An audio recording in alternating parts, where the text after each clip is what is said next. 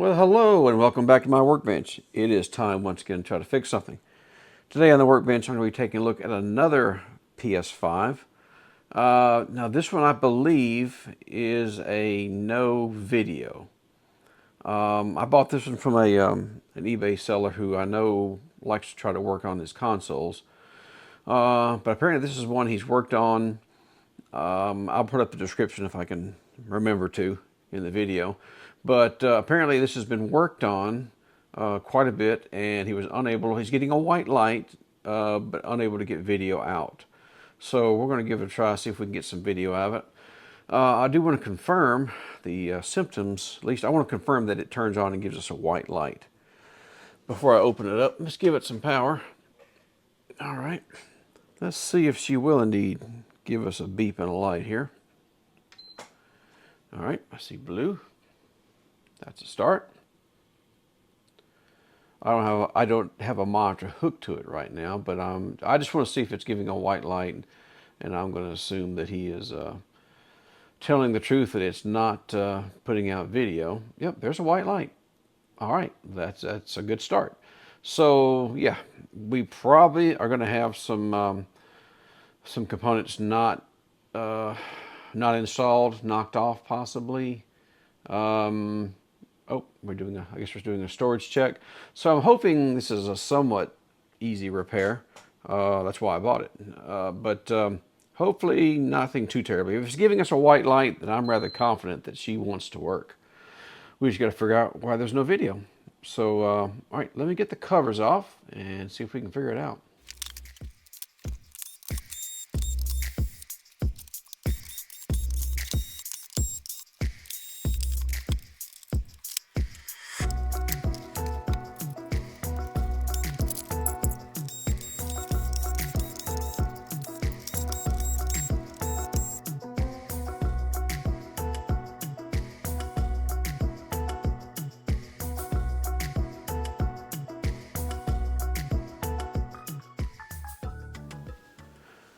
All right, so our main board is out.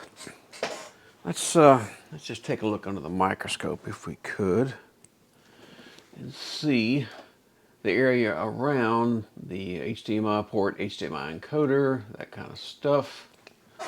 Should be interesting. Let's see. That's a Nuvoton HDMI encoder. See some scratches around the chip where somebody got a little aggressive with some solder wick. But it does look like it's down. There's still flux in the area. These little coils are still here, not knocked off. Let's look around the HDMI port maybe. Okay. Does look like it's down. Get it back in focus.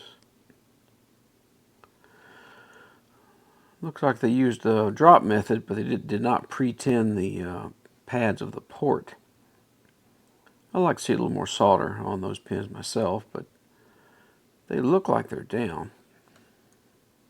Okay. So yeah, the port and the encoder have been changed. Look at the other side of the board. Got some flux here. Yeah, got a little flux left behind. And I think I see a missing component. I see a missing capacitor here. Now, I don't know if that would... I think that's a capacitor. I don't know if that would cause... yeah, I think it's 100 picofarad.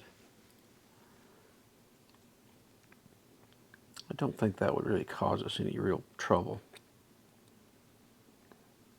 Although I probably should replace it when we get all done, said and done, but just don't think that's our main issue.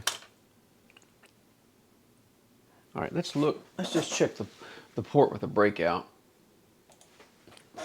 I have not done that. Let's just see what we get.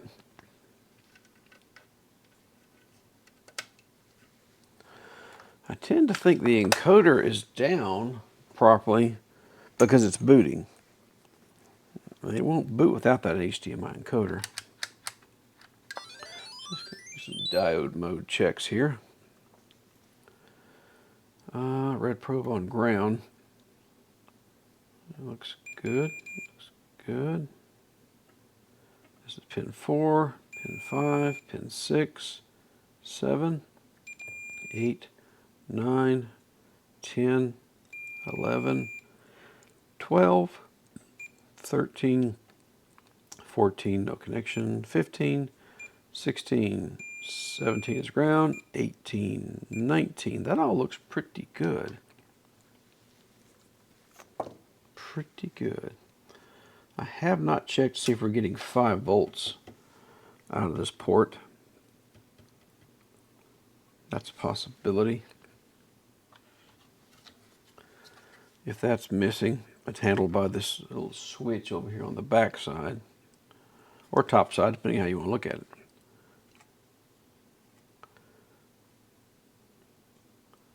Just looking to see anything knocked off in that area. Anything knocked off around the APU? I don't think so. No. All of our little capacitors are there. Right up in here. They all look to be there. Doesn't look like there's been any work around the south bridge. Because I was wondering about there's some resistors down here that could affect, you know, the encoder. They look to be in place though. Sometimes people changing out the south bridge, they'll knock those capacitors off. I mean, knock these resistors off. But that doesn't look to be the case. So what are we missing? Probably something obvious. Maybe I'll slip it back in the chassis. Let's make sure we're getting 5 volts on pin 18. See if that's coming out. All right, I've got some AC into it. Let's see if she will fire up. Yep. What are we getting on pin 18? We're getting 5 volts. That looks pretty good. What are we missing? I'll look at some of these other pins at the voltages, because there's not really, these are signal lines. They really wouldn't have much in the way of DC on them. Let me look at pin 13, 3.39, 14 is nothing, 15, 5 volts. 16 is 5 volts, 17, 18, 19. 19 is 0. 19 is 0. Which may be totally normal. 3.37 on 13. 5 volts on 15, 5 volts on 16, ground on 17, 5 volts on 18, which is normal.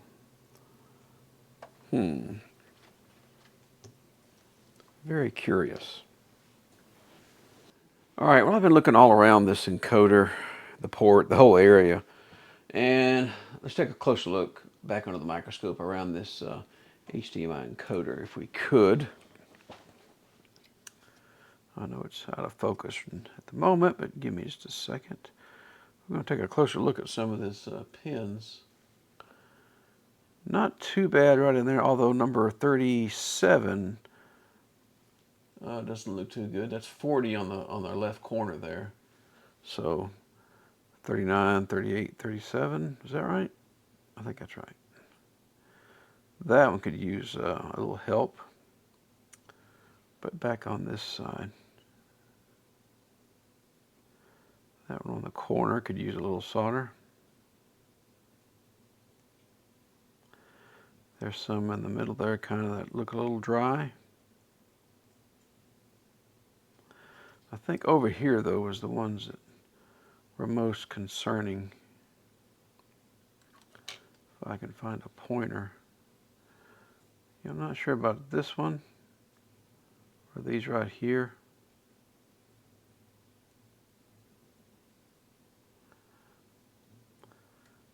This side doesn't look too bad. The side, you know, facing the port. So, what are my chances of just touching that up? I'm tempted to just lift the encoder off and, you know, tin the pads really good on the chip. Tin the pads on the board. Put it back down. I think that's what I'm going to do. Is I could probably touch it up, but it's really not easy to touch some of this stuff up around this chip if the chip's not already hot. Like if you just got through putting it down with hot air, yeah, you can touch it up no problem with a nice knife tip on a soldering iron. But cold like this, not the easiest thing to do, make it look pretty. So let's pull this chip off and re-tin it, put it back down, and see what happens then.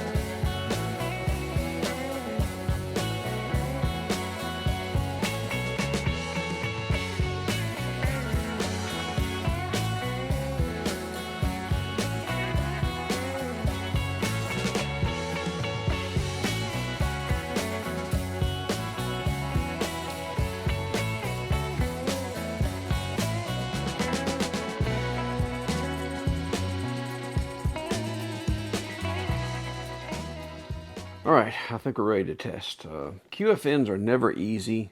That one seemed particularly tough. Just could not get the solder to stick like I wanted to. Maybe because it's already been worked on before, I don't know, but it put up a fight. But I think it's down. Hopefully it's still good. Let's find out. At least we turn on. Fan spins. Do we get any video? We do get video. Well.